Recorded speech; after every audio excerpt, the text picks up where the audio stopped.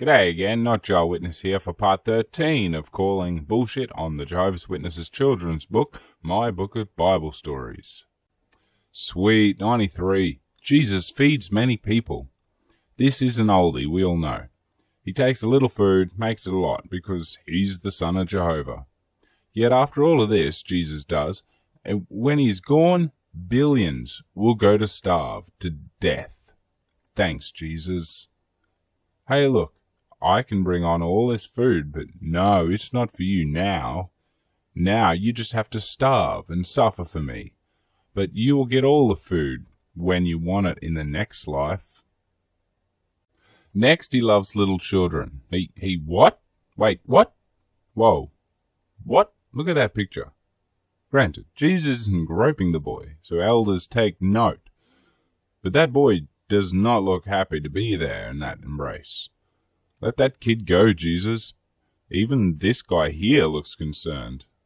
This story starts with the apostles arguing over who is top dog, and Jesus grabbing some random child and telling them they should be more like the child, not worried about competition for status, because that really sounds like children. Then it quickly mentions another time where Jesus lets children come to him while the apostles tried to stop them for harassing him. So Jesus goes Michael Jackson with them and blesses them all as they leave. I know this isn't the way it was meant to be taken, but in light of the Australian Royal Commission, this story is pretty hard to read any other way. 95 is the way Jesus teaches. This is the Good Samaritan story, which I feel is misrepresented sometimes, but within the Christian community. Too many miss the part where they asked Jesus who he considered his neighbor, and how it wasn't just the person they felt comfortable with or similar to. They were of competing cultures, might I say, yet it was just one man seeing another in need, and he helped. But fuck me, Christians have trouble with that one. Really, this is the one thing I still live by, and aside from the fact that it is religious jargon, it is a moral standard I would continue to preach. Jesus heals the sick. This one is about him healing, thus working on the Sabbath and being accused for it by the religious leaders. Jesus sets him straight, blah, blah, blah, blah. We touch on the miracles, and ultimately, if you have doubt in Jesus existing in the first place, you will doubt his miracles, and certainly doubt his resurrection. And that fucks up just about all of it.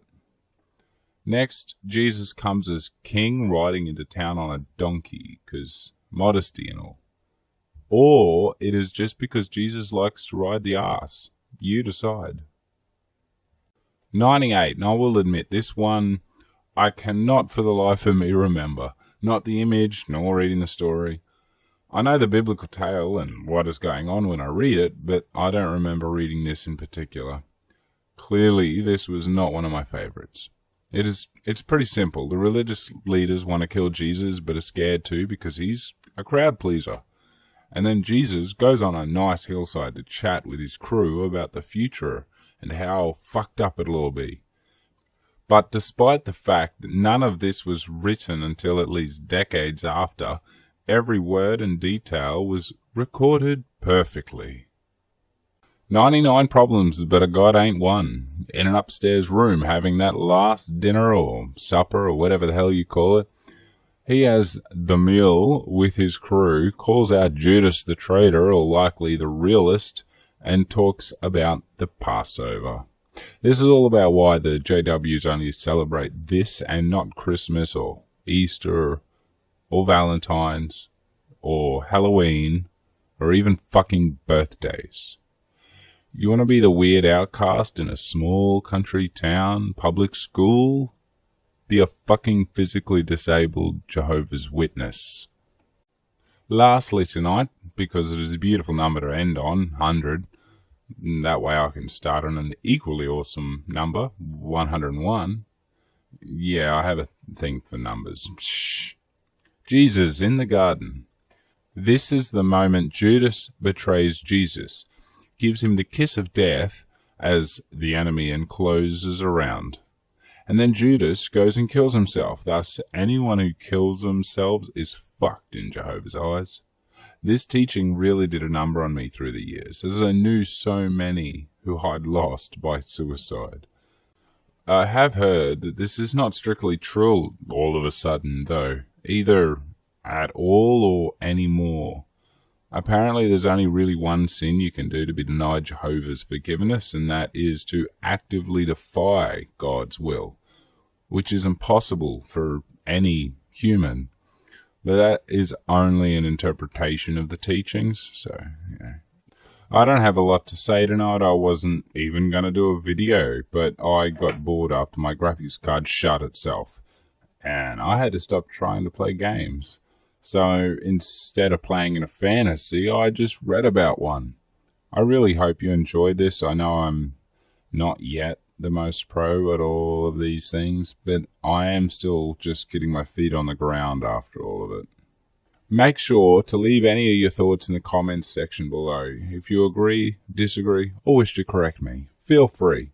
Plus, if you have any other topics you wish me to cover or dig deeper into, leave your suggestions down there too.